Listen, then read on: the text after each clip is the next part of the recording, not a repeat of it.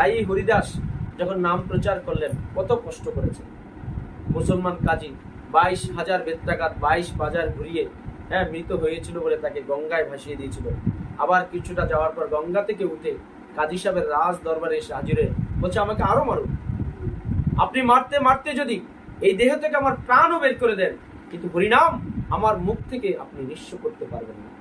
তখন কাজী বুঝতে পেরেছিল যে সত্যি এই ভগবানের নামে এত সিদ্ধ হয়েছে, যাও আজ থেকে তোমাকে আর এই হরিনাম করতে কেউ বাধা দেবে না, তুমি অকাতরে হরিনাম প্রচার করো। তাই মহাপ্রভু যখন 24 বছর বয়সে সন্ন্যাস লীলা করলেন, সন্ন্যাস লীলা যখন তিনি এই পুরী ধামে চলে যাবেন, তখন এই হরিদাস বলছে, প্রভু আপনি আমাকে আনলেন, আমাকে ছেড়ে চলে যাবেন? বলছে না, তুমিও থাকবে।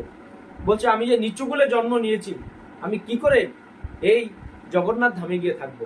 তখনই কি করেছেন, মহাপ্রভু থাকতেন জগন্নাথের কাছে, আর যে সিদ্ধ বকুল গাছ, সেই বকুল তলায় থাকতেন এই হরিদাস, যার কারণে দেখেন সিদ্ধ বকুল হয়ে গেছে। আজকে দেখবেন যারা পুরী যায়, বকুল সিদ্ধ বকুল ঘুরতে যায়।